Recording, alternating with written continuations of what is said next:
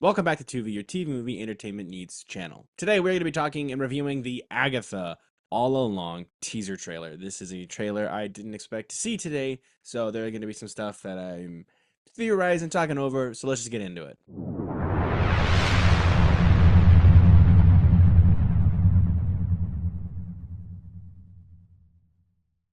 Agatha All Along, a show that I did not know would ever be made, let alone could actually be beneficial for Phase 5 or Phase 4. I don't know. Whatever the new phase in the Marvel Universe we're in right now. One clear takeaway is that we are getting deep into the dark side of the MCU, just even the Marvel Universe, and it's taking very, very real horror steps into the show. It's like it's not going to be kind of muddling the water of horror. It's literally gonna, I mean, it's showing pretty heavy horror stuff for the MCU. Now, for a non-avid horror fan, don't really like horror movies, this looks freaky. For everyone else that probably does like horror, this is probably nothing. But for me, it looks a little spooky. Before I go any further, I kind of want to recap the whole thing and figure out some stuff. So in the beginning of this teaser, we see Agatha as a detective going to this homicide and kind of figuring out what's going on. And in the trailer, she says she can't shake a certain feeling. So when she goes to go check the toe tag of the body, it appears a name and it says W.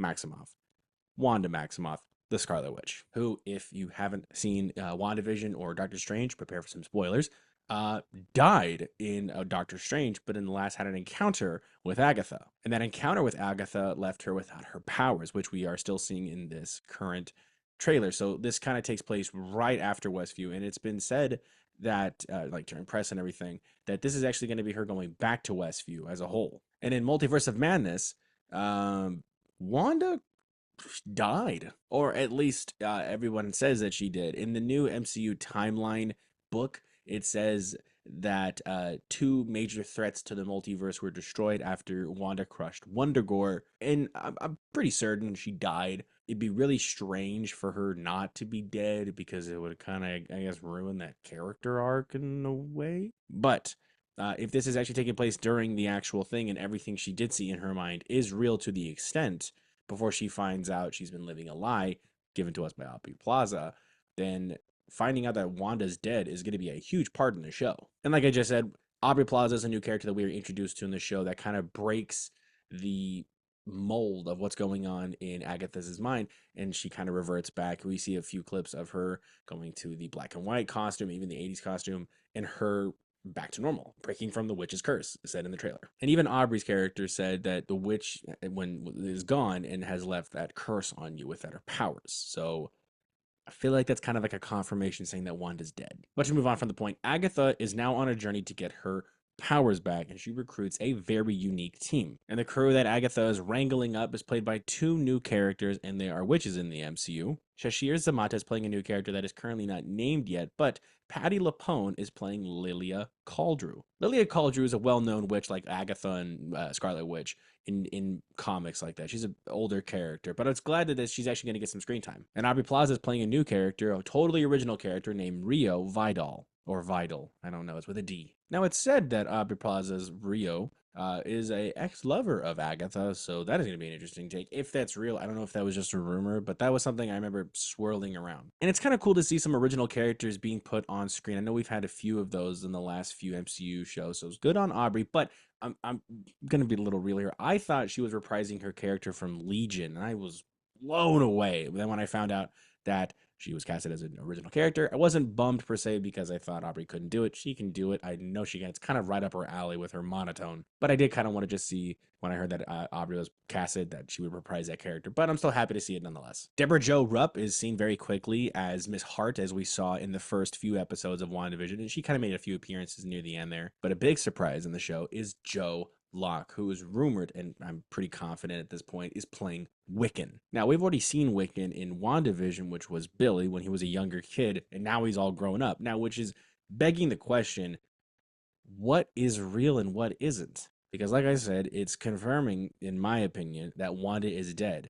But if we remember from the ending of WandaVision, the kids disappeared. And the whole point of Multiverse of Madness was that Wanda wanted to get the kids back and that they existed in other parts of the multiverse. Now, I don't know if Agatha is going to be exploring the multiverse and grabbing Wiccan from another universe. That would be very weird. It just wouldn't feel as grounded of a character. It wouldn't feel right. It would feel so far out. Or it could be the fact that Wiccan was a real kid or somehow manifested into a real kid. Or maybe it was a real kid when the whole events of WandaVision was happening during Westview and got affected by the Hex at some point, like Monica was, and became Spectrum. But at this point, we really don't know much, and I'm really glad that the teaser trailer didn't give us a lot. It gave us enough to be hooked, especially with the horror elements. And what I mean by horror, it's not like ooh spooky. I mean, looks like we're like going to hell. We're seeing demons, exorcism. It's crazy. I don't know if you did see the end. I mean, there was a whole thing where Agatha kind of did like the pose from the exorcism and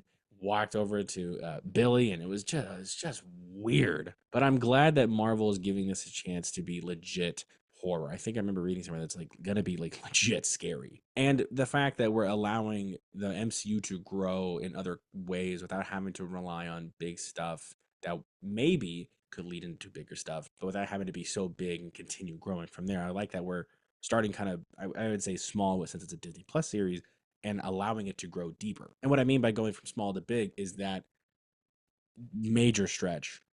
This could potentially help set up the Midnight Suns. Now, the Midnight Suns are a group of Marvel heroes like Moon Knight and Blade, Doctor Strange, Bloodstone, and so many other great characters that we've had an introduction into the MCU. We've had Doctor Strange, Bloodstone from the Werewolf by Night short, or I guess special, that happened like 2 years ago. So we've been introduced these characters. And also, Man Thing as well. I forgot to mention our little boy Theodore. And with the addition of Ghost Rider coming into the picture, and if it ever comes around, Blade, this whole series setting up the supernatural side of the whole MCU could benefit this. And there's been chatter that Moon Knight season 2 is going to be announced at San Diego Comic-Con, and if that isn't actually happening, they have said that season 2 is going to be setting up the Midnight Suns more. So my thought is the Agatha series, Moon Knight season 2, which is already kind of give us a better look of the supernatural, but didn't do a lot. And we've of course had the Doctor Strange movies, which explored more parts of the multiverse and the different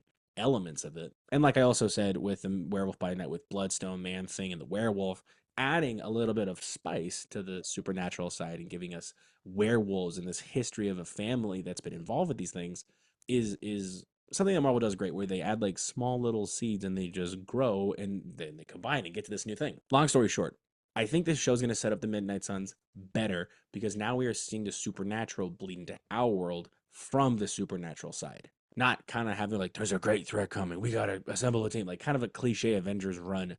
This feels better because maybe something could be happening and Doctor Strange steps in or something. I'm not saying Doctor Strange is going to make a cameo in this. I'm just saying Doctor Strange is going to make a clean up the mistakes that Agatha made. With Agatha looking to get her powers, creating her own coven with very unique characters, and dropping 2 episodes in the very beginning, which usually is good because it leaves us wanting more with the weekly drops, which I do like, allowing us to explore more with these characters in this world, and as well as getting majority of the Midnight Suns we know in the MCU already, or slowly making their way to the MCU. Feels like this is a great way to explore the supernatural side without having to risk losing the audience even more. Because I know Marvel has not been a perfect child. In no way am I saying that, but I don't think that they have lost everything. I think with this new phase, it's been a work in progress because now they have to kind of start from scratch, but with an expectation that's been built over 11 years, which is not an easy deal.